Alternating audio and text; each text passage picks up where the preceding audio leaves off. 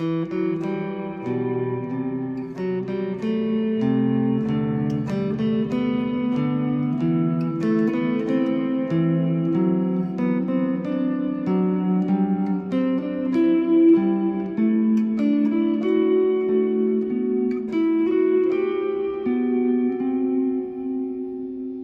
like to spend a little time and share with you two-string dialogue texture number 4.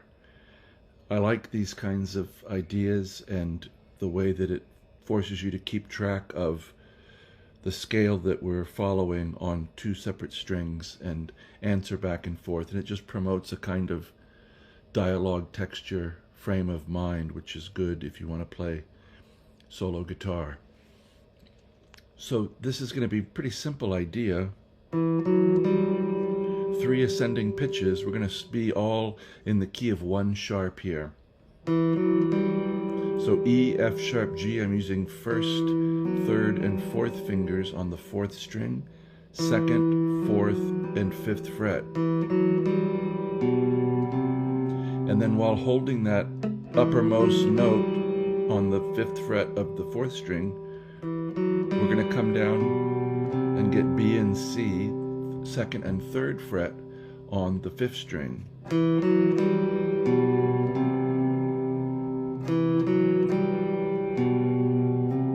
So it's a little bit as if it's moving harmonically from, if we just did that, B and G, this is probably part of a G chord. Could be part of E minor as well, but and then raising that B up to C, it's a little bit like we're making a C chord, of the 5th C and its 5th G. So it's a little bit like G to C. So there are harmonic implications of each of these. So 2, 4, 5, 2, 3, and now we're going to move up to the next position in the scale, which would be F sharp, G, A on the 4th string, 4th, 5th, and 7th frets. And while we hold that A at the 7th fret, we're going to reach down and get C and D on the 5th string, 3rd, and 5th fret.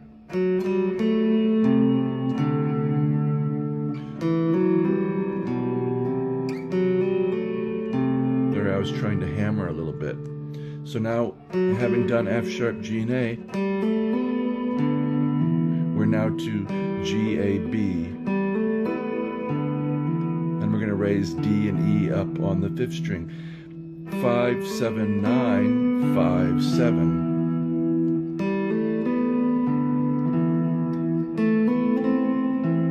Now we come to a very tasty one. This is A, B, C on the 4th string, 7, 9, and 10. And here we get a really, the sound of D7.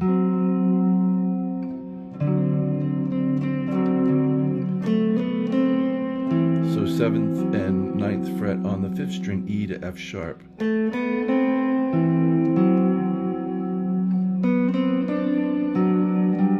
Now our next position, 9, 10, 12, B, C, D with F sharp and G. And this is a little bit as if we're going, there's D7 up to G.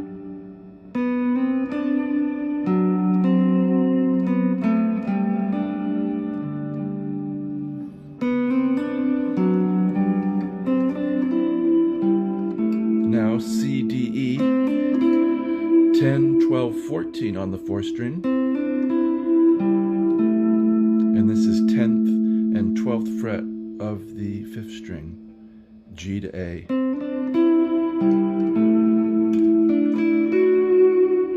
So this is 12, 14, and 16 here.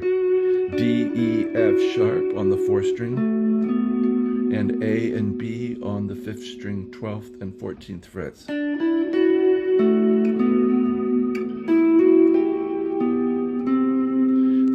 again, we're an octave higher than where we started.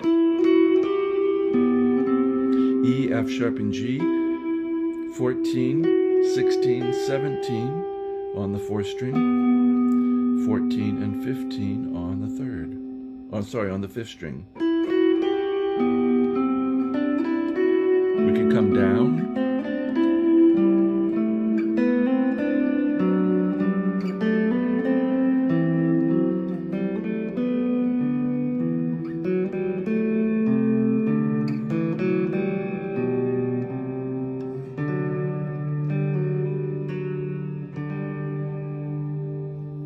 So a nice little exercise, I think.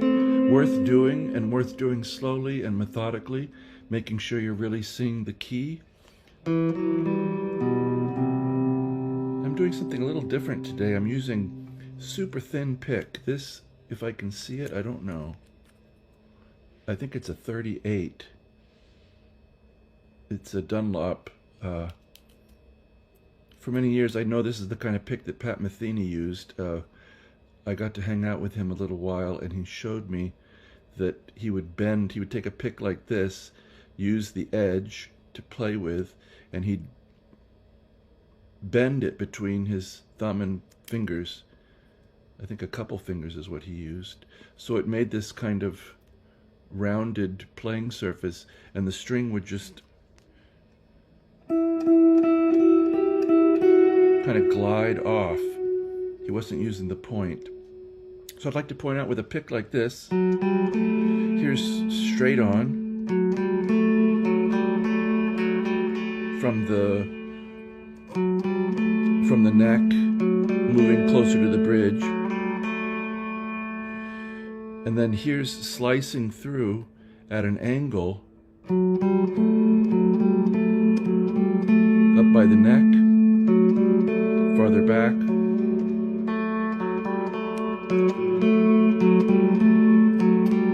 Straight on. Here's only downstrokes, pressing in, slicing.